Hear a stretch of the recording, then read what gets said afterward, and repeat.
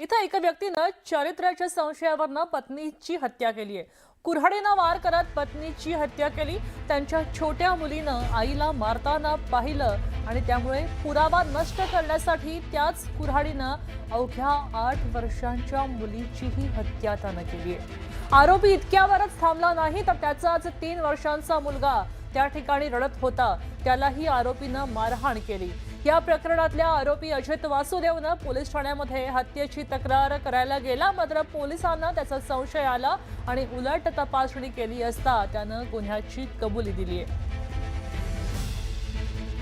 आपल्यासोबत बालाजी निरफळ जोडले गेलेत। बालाजी, आपण पाहतोय की एका नराधमानं एक नव्हे 2 हत्या केल्या आणि आपल्या स्वतःच्या मुलाला मारझोड सुद्धा केली। पोलिसांमध्ये गुन्हाही दाखल केला। नेमकं प्रकरण काय आहे? नेमकं कशावरनं वाद झाला होता? मृगा तसं जर कारण बघितलं तर अतिशय क्षुल्लक कारण असं म्हणलं जातं की जी चर्चा आहे, चारित्र्याचा संशय हा वारंवार आपल्या पत्नीवरती घेत होता आणि चारित्र्याचा संशय घेऊनच त्यानं जे आहे ती पत्नीला आज मारहाण केली आणि मारहाणीचं भांडण दोघांचं कडाक्यात झालं। त्याच्यात त्यानं जो आहे तो पत्नीचा कुऱ्हाडीनं खून केला आणि त्यावेळी तिची तिथं उपस्थित 8 वर्षाची मुलगी आली आणि मुलीने हे सगळं पाहिलं। त्याच्या लक्षात आलं की आता आपण हिचा खून केल्यानंतर ही मुलगी जी आहे ते पोलिसात आपला जबाब देईल किंवा आपलं नाव सांगेल, त्यामुळे त्याच कुऱ्हाडीनं जे आहे ते त्या मुलीचा देखील खून केला।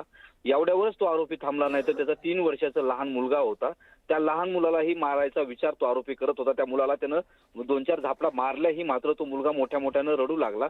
त्यानंतर त्या आरोपीने जे आहे ती त्या मुलाला तिथं सोडून दिले की हा मुलगा आपलं नाव घेऊ शकत नाही किंवा सांगू शकत नाही। त्यामुळे त्यानंतर आरोपीने बनाव रचला की माझ्या पत्नीची आणि मुलीची हत्या केली आहे आणि त्याची तक्रार नोंदवण्यासाठी तो मुरुम पोलीस स्टेशनमध्ये दाखल झाला।